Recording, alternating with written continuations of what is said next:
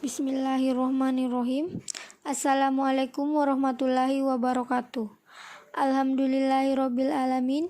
Wassalatu wassalamu ala asyrafil anbiya'i wal mursalin wa ala alihi wa sahbihi ajmain, amma ba'd. Pertama dan yang paling utama, mari kita panjatkan puji syukur kehadirat Allah Subhanahu wa Ta'ala yang telah memberikan nikmat dan kesempatannya kepada kita semua. Salawat salam kita berikan kepada Nabi besar Muhammad Sallallahu Alaihi Wasallam yang telah membawa kita dari zaman jahiliyah menuju zaman yang penuh ilmu pengetahuan seperti sekarang ini. Dan tak lupa pula saya ucapkan banyak terima kasih kepada Ibu Dr. Hajah Fatimawati MSI yang telah membimbing kami dalam pembuatan makalah ini. Perkenalkan, nama saya Ainun Jaria dari Universitas Muhammadiyah Makassar, Fakultas Ekonomi dan Bisnis, jurusan Akuntansi, kelas AK20G. Di sini saya akan mempresentasikan tentang Pancasila sebagai etika politik. Adapun agenda presentasi, yang pertama, pengertian etika dan politik. Yang kedua, pengertian etika politik. Yang ketiga, Pancasila sebagai etika politik. Yang keempat, fungsi Pancasila sebagai etika politik. Yang kelima, prinsip etika politik. Yang keenam, nilai-nilai etika dalam Pancasila. Yang ketujuh, makna nilai-nilai Pancasila dalam etika berpolitik. Yang terakhir, yang kedelapan, hubungan etika politik dan Pancasila. Baiklah, langsung saja kita masuk pada agenda yang pertama, yaitu pengertian etika dan politik.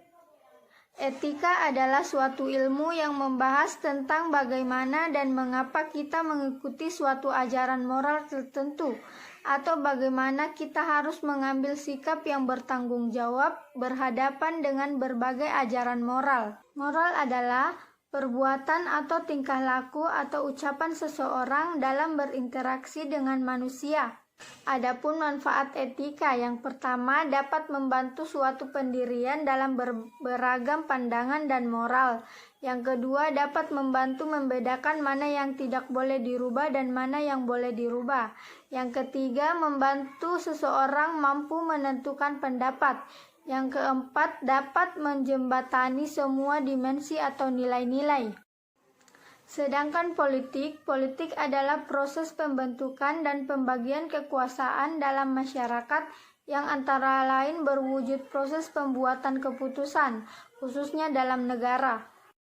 Dalam konteks memahami politik, perlu dipahami beberapa kunci, antara lain kekuasaan politik, legitimasi, sistem politik, perilaku politik, partisipasi politik, proses politik, dan juga tidak kalah pentingnya untuk mengetahui seluk-beluk tentang partai politik. Selanjutnya, agenda presentasi yang kedua, yaitu pengertian etika politik. Etika politik adalah cabang dari filsafat politik yang membicarakan perilaku atau perbuatan-perbuatan politik untuk dinilai dari segi baik dan buruknya.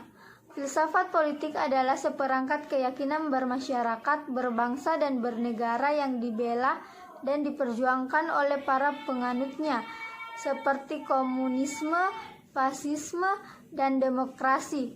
Etika politik adalah suatu praktik moral dalam tindakan atau proses politik. Praktik moral ini dapat dimaknai sebagai pertimbangan terhadap yang bernilai, berguna, bermanfaat, dan bermartabat bagi politik. Pertimbangan moral seringkali disandingkan dengan norma yang mengedepankan martabat kemanusiaan. Praktik politik yang bermoral akhirnya berkaitan dengan pengambilan keputusan, baik dalam proses ataupun outputnya yang manusiawi. Istilah manusiawi artinya menekankan titik penting nilai kemanusiaan di atas regulasi teknis. Bahkan hukum positif yang tertulis kadang bisa dikesampingkan apabila bertentangan dengan nilai kemanusiaan. Contoh etika politik, yaitu menteri mengundurkan diri karena bawahannya diduga korupsi. Kita menemukan beberapa kasusnya di negara lain seperti Jepang dan di Selandia Baru. Di Indonesia sangat jarang terjadi, bahkan menteri yang terbukti korupsi pun berhenti karena korupsi, bukan karena mengundurkan diri. Di beberapa negara yang politiknya lebih beretika, kita temukan seorang menteri yang mengundurkan diri secara resmi setelah mengetahui ada polemik di kementeriannya yang menyeret anak buahnya karena dugaan korupsi.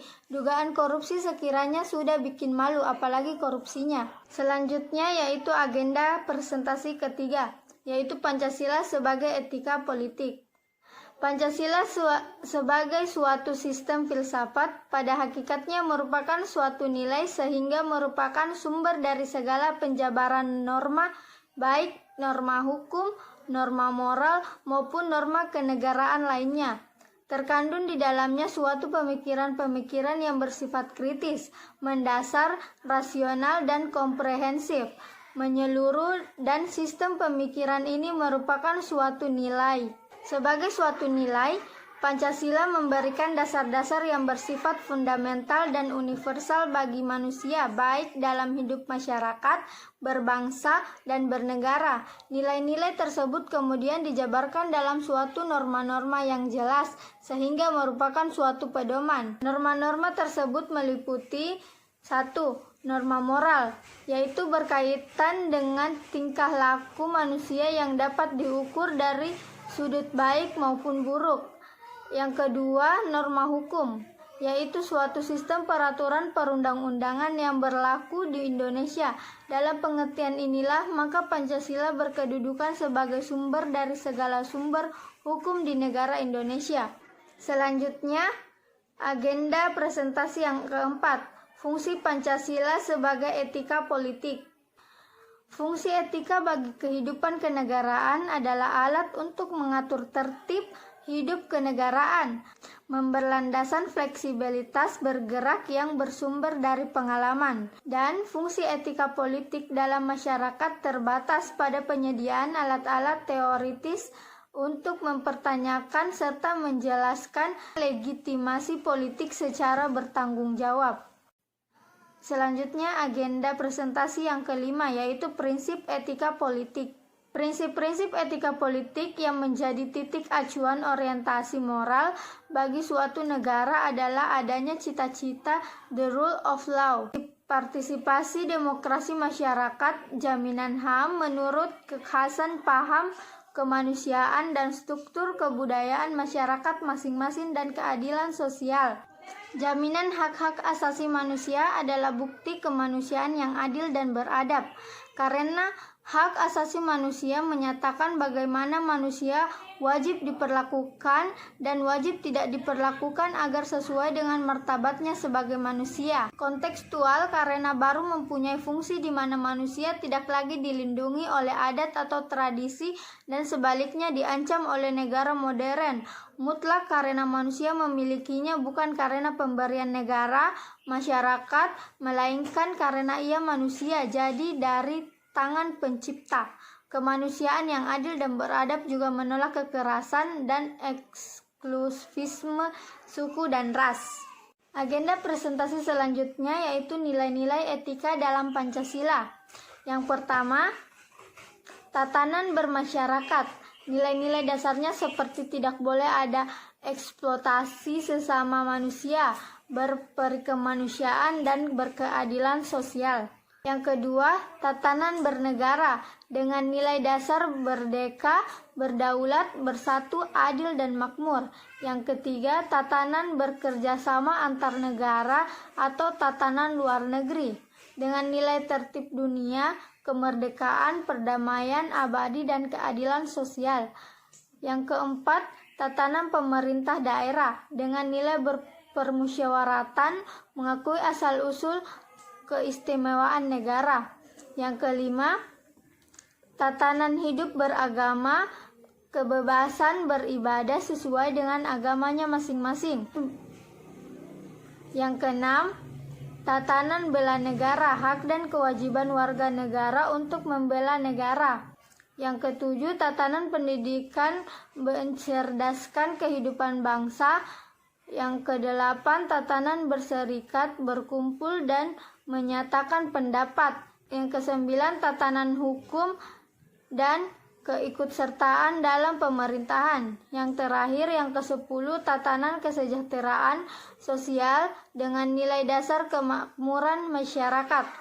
Agenda yang selanjutnya adalah makna nilai-nilai Pancasila dalam beretika politik, yaitu Pancasila sebagai dasar falsafah bangsa dan negara yang merupakan satu kesatuan nilai yang tidak dapat dipisah-pisahkan dengan masing-masing sila-silanya. Karena jika dilihat satu persatu dari masing-masing sila itu dapat saja ditemukan dalam kehidupan berbangsa yang lainnya. Namun, makna Pancasila terletak pada nilai-nilai dari masing-masing sila sebagai satu kesatuan yang tidak bisa ditukar balikan letak dan susunannya.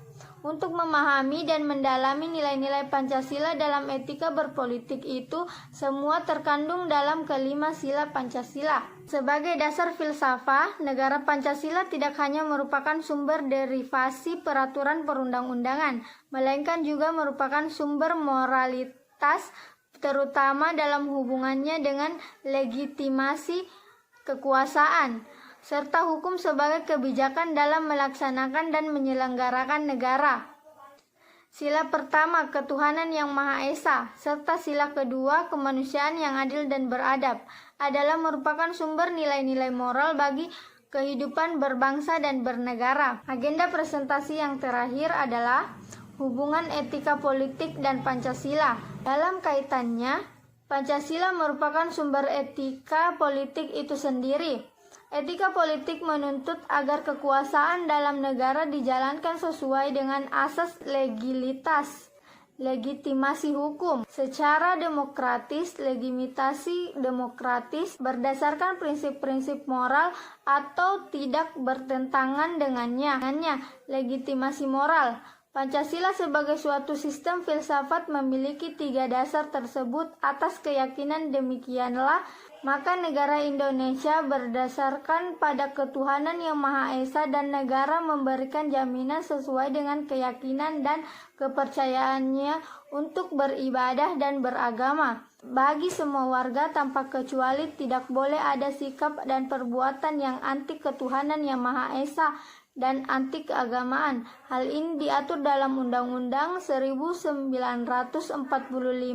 Pasal 29 ayat 1 dan 2. Pancasila adalah pedoman hidup bersama yang mengatur bagaimana kita bersikap dan bertindak antar satu sama lain, yang disertai hak dan kewajibannya. Dengan kata lain, Pancasila adalah moral identiti kita, baik sebagai warga dunia, sebagai warga negara, atau sebagai anggota masyarakat. Kita dikenali karena kita memiliki Pancasila dalam diri kita sebagai pedoman hidup bersama. Pancasila hendaknya disosialisasikan secara mendalam, sehingga dalam kehidupan bermasyarakat, dalam berbagai segi terwujud dengan adanya kesinambungan usaha pemerintah untuk mewujudkan masyarakat adil dan makmur, dengan kepastian masyarakat untuk mengikuti dan menaati peraturan yang ditetapkan. Karena kekuatan politik suatu negara ditentukan oleh kondisi pemerintah yang absolut dengan adanya dukungan rakyat sebagai bagian terpenting dari terbentuknya suatu negara. Demikian isi presentasi saya kali ini. Semoga apa yang saya sampaikan dapat bermanfaat bagi kita semua.